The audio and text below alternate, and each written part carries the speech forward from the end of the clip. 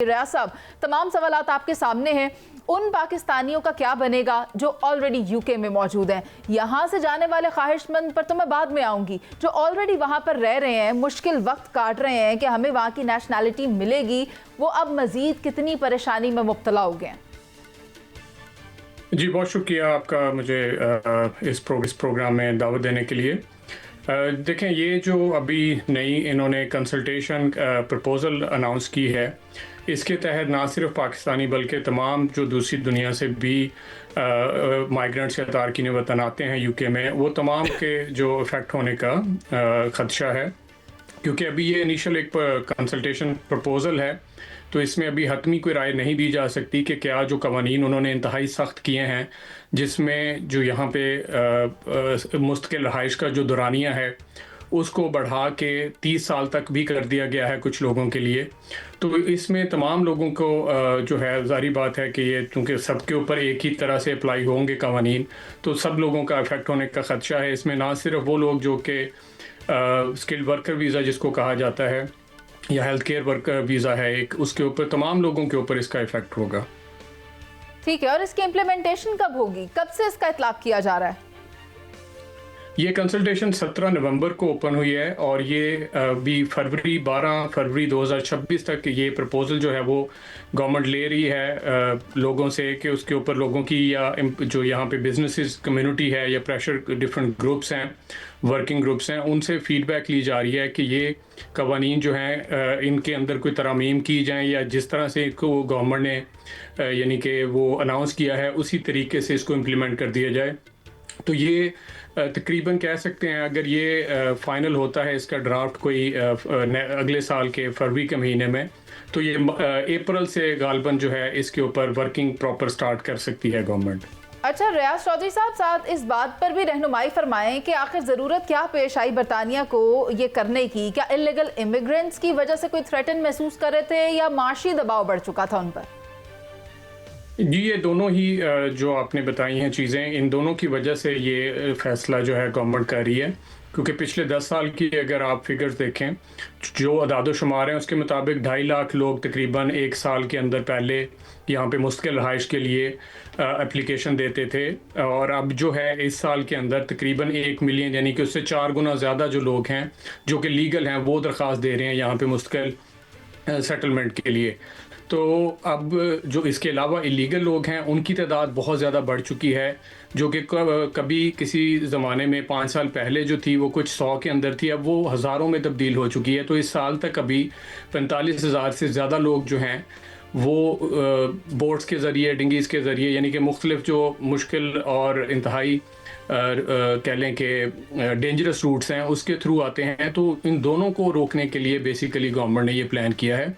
और इसके अलावा यहाँ पे एक बहुत ज़्यादा पोलराइज हो चुकी है इमिग्रेशन को लेके। लोकल जो लोग हैं जो यहाँ के, और इसके अलावा जो सियासी पार्टीज़ हैं, उनका बहुत ज़्यादा दबाव है गवर्नमेंट के ऊपर कि ये इस इमिग्रेशन को कंट्रोल किया जाए। पहले तो सिस्टम और था ना कि जब वहाँ पर लोग आते थे दूसरे ममालिक से तो कुछ अरसा गुजारते थे, नौकरियाँ करते थे, काम करते थे, उन्हें नेशनैलिटी मिल जाती थी। लेकिन अब एड़ियाँ रगड़ने के बावजूद वो 5 साल का ड्यूरेशन भी ख़त्म हो गया और अब नहीं जानते कि कितनी देर और काम करने के बाद उन्हें नेशनैलिटी मिलेगी। ये भी बताइएगा साथ ही साथ। और जो इलीगल इमिग्रेंट्स हैं वो इंडिया, पाकिस्तान, बांग्लादेश से हैं बिलखुसूस या फिर मिडल ईस्ट से हैं?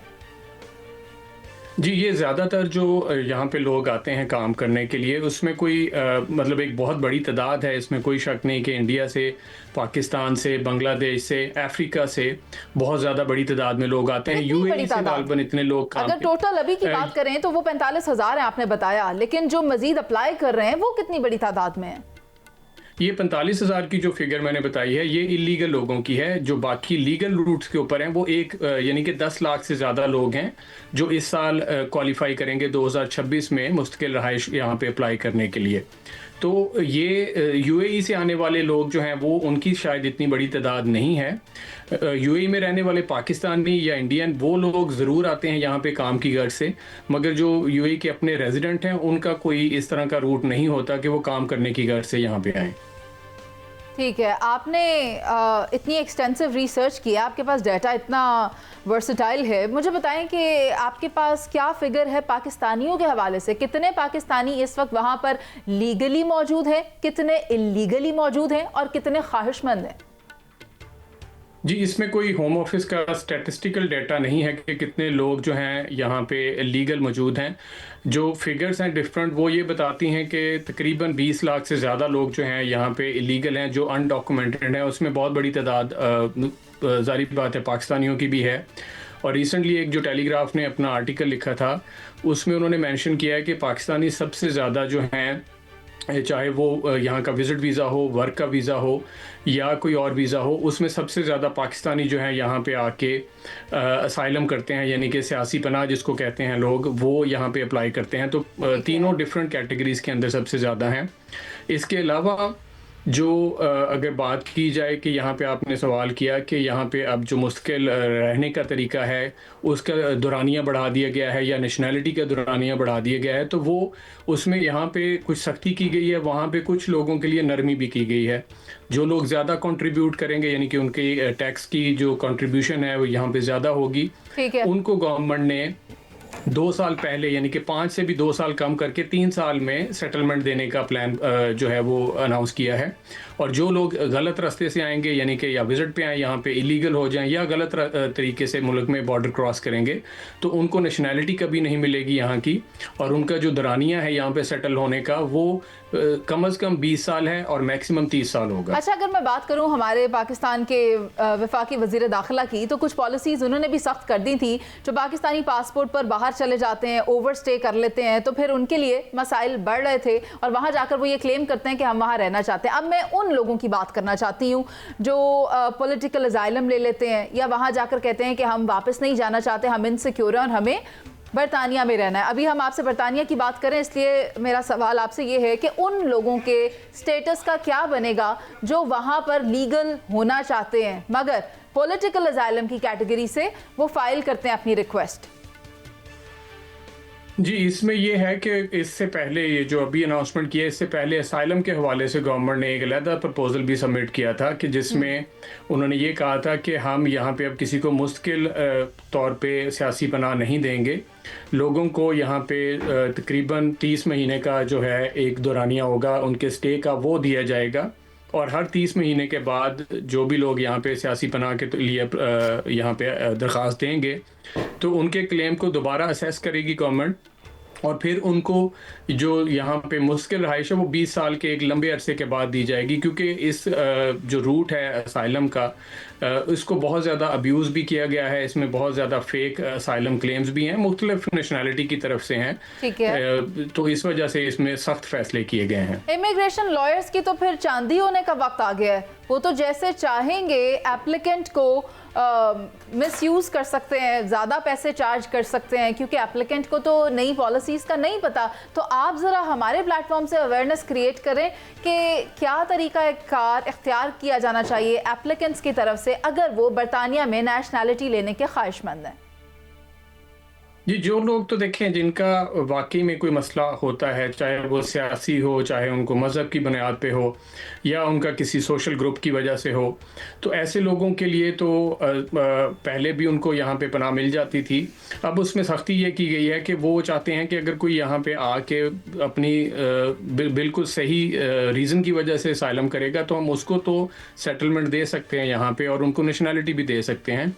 बट वो लोग जो यहाँ पे आके सिस्टम का जो यानी कि यहाँ पे जो कवानीन है उनको तोड़ते हैं और फिर इसका फ़ायदा उठाने की कोशिश करते हैं, तो उनके लिए ज़्यादा सख्ती की गई है। बाकी जहाँ तक आपका सवाल है कि यहाँ पे कोई इमिग्रेशन लॉयर्स या जो लॉ फर्म्स हैं उनको कोई बहुत बड़ा फ़ायदा होने वाला है, तो वो आपकी बात किसी हद तक सही भी है कि इसमें बहुत ज़्यादा एप्लीकेशंस जो हैं, हर साल तकरीबन 2.5 लाख से ज़्यादा एप्लीकेशन जो हैं होम ऑफिस को प्रोसेस करनी पड़ेगी।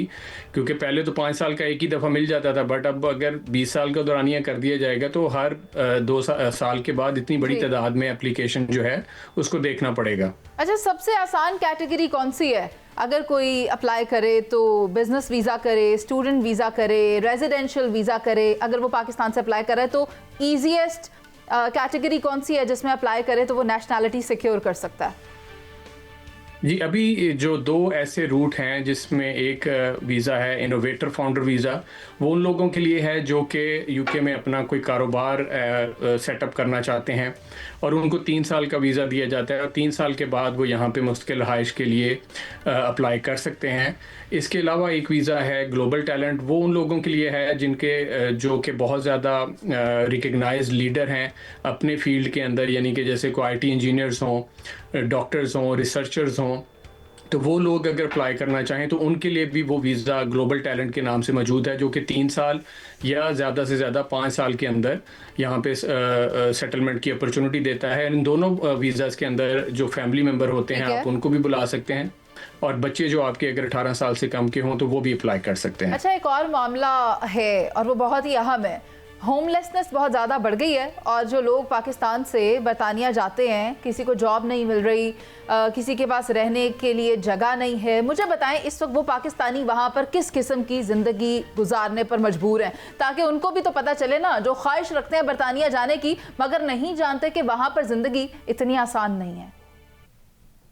देखें, जब लोग प्रॉपर तरीके से अपने फाइनेंसिस का ख्याल नहीं करते, सिर्फ यूके का वीज़ा किसी भी कैटेगरी में अप्लाई करके आना चाहते हैं, जैसे कि यहाँ पे बहुत ज़्यादा अब्यूज़ किया गया पिछले कुछ अरसे से स्किल वर्कर वीज़ा के हवाले से अगर मैं बात करूँ या हेल्थ केयर वीज़ा की, तो वो लोगों ने यहाँ पे बहुत ज़्यादा उसका अब्यूज़ किया है और उसकी वजह से बहुत बड़ी तादाद लोगों की यहाँ पे आई है मुख्तलिफ़ मुल्कों से, ना सिर्फ पाकिस्तान से। तो वो आने के बाद यहाँ पे उनको किसी किस्म की कोई जॉब ऑफ़र नहीं की गई। लोगों ने उनसे झूठे, जो भी कंसल्टेंट हजरात होते हैं या एजेंट हजरात होते हैं, उन्होंने झूठे वादे किए लोगों से कि यहाँ पे उनको जॉब मिलेगी और वो यहाँ पे सेटल हो जाएंगे, बट एक्चुअली में वो बोगस कंपनियाँ थीं।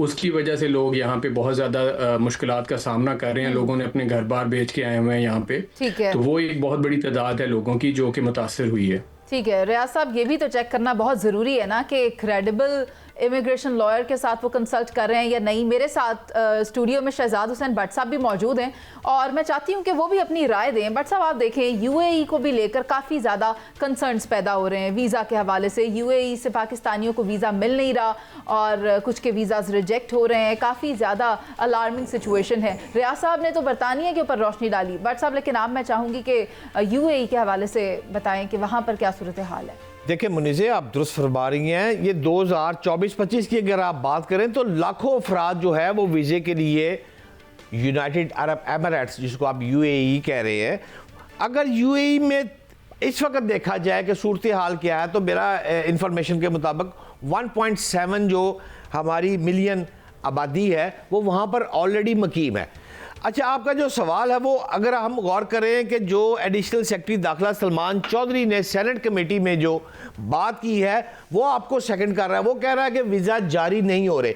अब अगर वीज़े यूएई के जारी नहीं हो रहे तो क्यों नहीं हो रहे?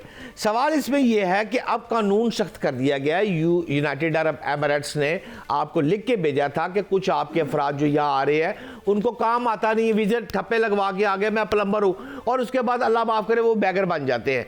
वहाँ पर चोरी डकैती की वारदात में हुए थे। तो गवर्नमेंट ने इसको बहुत ज़्यादा सख्ती कर दी है कि अब जिस बंदे ने जाना है पहले ये तय होगा कि उसका रिटर्न टिकट है, उसका होटल है, किसी रिश्तेदार के पास जा रहा है, उसके अथेंटिक डॉक्यूमेंट्स है, अगर वो किसी चीज़ में इलेक्ट्रीशियन है तो उसको बाज़ाब्ता अथॉरिटी बना दी है इस्लामाबाद में जो उसको बाज़ाब्ता चेक करेगी और फिर जाकर ये सारी बातें होगी।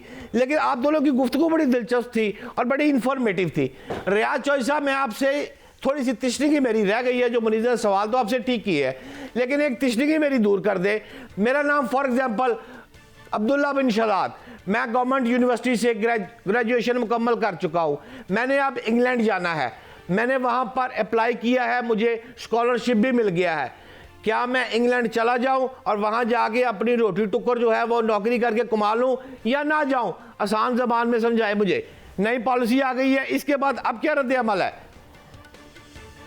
देखें, अगर तो आप हुनरमंद हैं, आप यहाँ पे आके अपना स्टडी का जो आप वीज़ा बता रहे हैं, अगर आप वो स्टडी यहाँ पे कंप्लीट करते हैं, अपनी तालीम मुकम्मल करने के बाद आप अच्छी किसी जगह पे अप्लाई करते हैं या आपका एक्सपीरियंस जो है पहले से मौजूद है आपके पास, तो यहाँ पे बेतहाशा मौक़े मौजूद हैं। ना सिर्फ यहाँ पे नेशनल हेल्थ सर्विसेज यानी कि जो NHS का एक इदारा है, वो उसमें बहुत ज़्यादा मौके मौजूद हैं डॉक्टर्स के लिए, नर्सेज के लिए, बल्कि यहाँ पे स्कूल्स में टीचर्स की बहुत एक बड़ी तादाद जो है वो उसकी कमी है।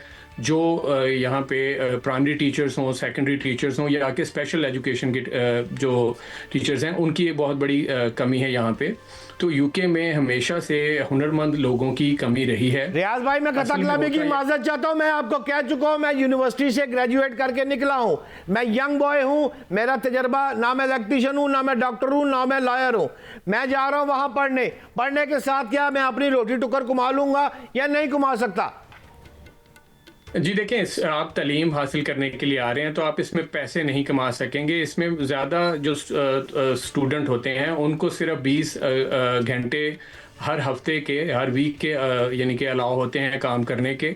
तो उसमें ज़्यादा से ज़्यादा वो अपना जो है यहाँ पे खाने पीने का खर्चा निकाल सकते हैं। अगर वो इससे ज़्यादा काम करते हैं तो अपने वीज़ा की कंडीशंस को ब्रीच करते हैं, यानी कि वो इलीगल तरीके से काम करते हैं, पकड़े जाते हैं, उसके बाद फिर असाइलम कर देते हैं। तो इस तरह का अगर काम करना हो तो मैं तो बिल्कुल नहीं कहूंगा कि किसी यहाँ पे स्टूडेंट को इस पर्पस के लिए आना चाहिए कि वो पैसे कमाने आएगा। अगर आप पढ़ने के लिए आ रहे हैं तो सिर्फ पढ़ने के लिए। चौधरी साहब, कि आप हमारे साथ और इमिग्रेशन के हवाले से जो नई पॉलिसीज इंट्रोड्यूस हो रही हैं बरतानिया की जानिब से और यूएई की तरफ से, उस पर हमें ब्रीफ कर रहे थे। बात यही है कि ये एक बाकायदा बिजनेस है अगर मैं इमिग्रेशन की बात करूं, और वो पाकिस्तानी जो ख्वाहिश रखते हैं बाहर जाकर सेटल होने की, तालीम हासिल करने की, जॉब करने की, तो खुद पहले रिसर्च कर लें, ना कि किसी ऑफिसर के हाथों आप बेवकूफ़ बने और अपने पैसों से भी जाएं और अपॉर्चुनिटी भी गवा दें। तो पहले रिसर्च पूरी करें, पॉलिसीज़ को स्टडी करें और उसके बाद अप्लाई करें।